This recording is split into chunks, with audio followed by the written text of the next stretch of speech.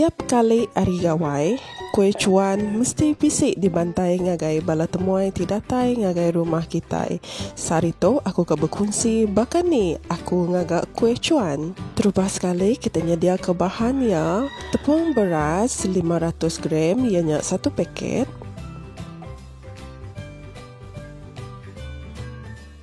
Telur grade A 2 igi.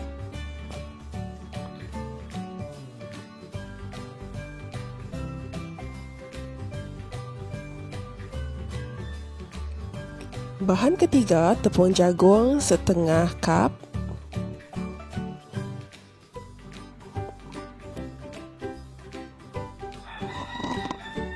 Gula 1 cup. Tok ni tiap ke pemanis ke kak kita. Inti kita kak kurang manis, kurang ke gula. Kelima, esen ros 1 sudu teh. Dan santan sekutak.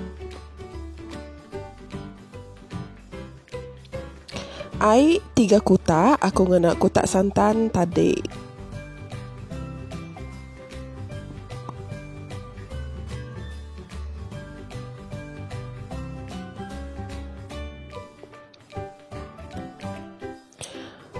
Udah sedia semua bahan, kita kacau adunan, ngambil kaya sebati.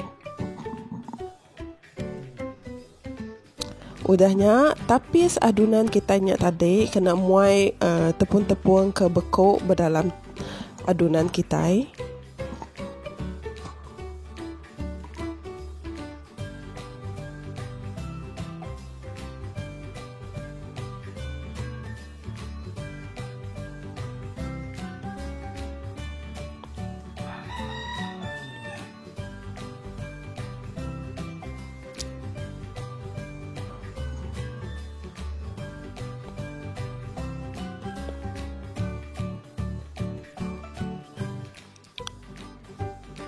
Okey, so adunan kita sedia untuk digoreng. Tok cuan kedi kena aku kena ngoreng out.